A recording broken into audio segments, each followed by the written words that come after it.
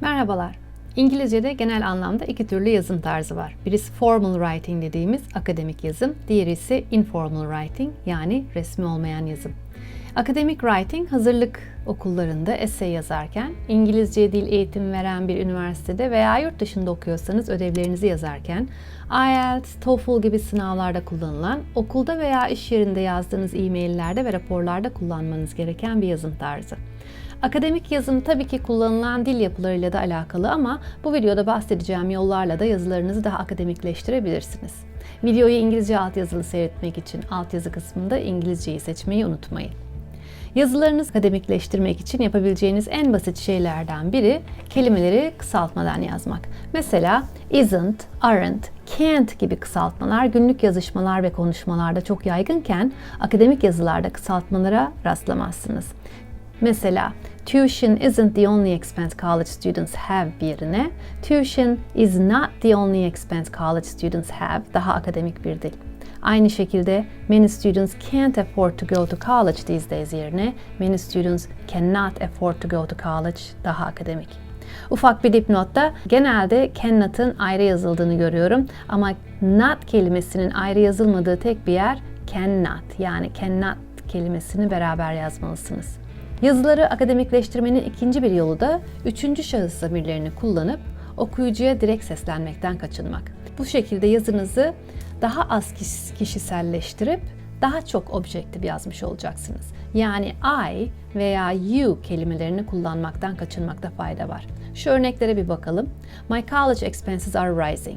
You have to pay a lot of money to go to college yerine college expenses are rising. It is expensive to go to college yazmak hem yazının tonunu akademikleştirecek hem de kişisel bir örnek vermiş olmanızı önleyecektir. Hem de yazınızı daha objektif yapacaktır. Gerektiğinde pasif cümleler kullanmakta you kullanma gereğini ortadan kaldırır. Örneğin you can find the results in figure 1 yerine the results can be found in figure 1 akademik yazıma daha uygun. Yalnız burada belirtmek istediğim bir şey çok fazla pasif yapı kullanmaktan kaçınmakta fayda var. Akademik yazılarınızda aktif cümleler kullanmak daha uygun. Yazılarınızı akademikleştirmenin diğer bir basit yolu da tabii ki daha akademik kelimeler ve ifadeler kullanmak. Mesela günlük dilde kullanılan ifadeler akademik yazımda yer almamalı. Cash yerine money veya funds, kids yerine children, guys ya da dude yerine people veya konunuza göre spesifik bir isim kullanabilirsiniz. Students, scientists, teachers, politicians gibi kimden bahsettiğinizi belirten kelimeler people yerine daha uygun. Günlük dilde kullanılan awesome veya cool yerine remarkable, impressive gibi sıfatlar daha uygun. Stuff yerine yazınızın konusuna göre daha spesifik bir kelime kullanmalısınız. Örneğin students have stuff to do yerine students have assignments to complete daha akademik bir ifade. Bu kelimelere birkaç örnek daha verelim. Konuşma dilinde örnek verirken like çok kullanılıyor. Onun yerine such as ya da for example ya da for instance çok daha akademik bir ifade. Sort of yerine rather ya da somewhat kullanabilirsiniz. Aynı zamanda very ya da really yerine daha güçlü bir sıfat. Mesela very big yerine massive ya da substantial diyebilirsiniz.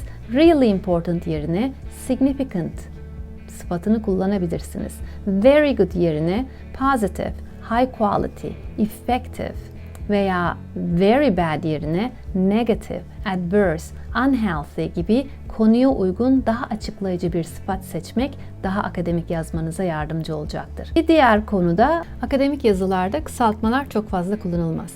Mesela ve benzeri demek etc.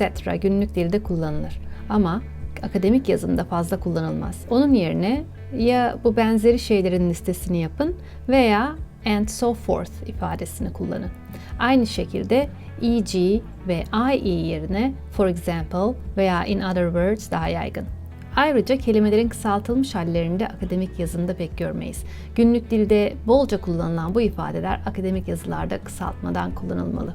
Mesela tech yerine technology, temp yerine temporary, gov yerine government, comfy yerine comfortable bunlardan birkaç örnek. Akademik yazılarda pek rastlamadığımız bir durumda phrasal verb dediğimiz verb artı preposition kombinasyonlarının pek kullanılmaması. Phrasal verbs daha çok günlük konuşma dilinde, text mesajı, arkadaşlara yazılan e-maillerde daha sık karşılaşılan ifadeler. Akademik ortamda aynı ifadeyi verecek tek bir kelimeyi kullanmak daha uygun. Mesela house prices are going up yerine house prices are increasing demek daha akademik. Bunlara ek olarak talk about yerine discuss, go down yerine decrease, put off yerine postpone, call off yerine cancel, look into yerine examine ya da research, get away yerine escape, carry on ya da go on yerine continue gibi.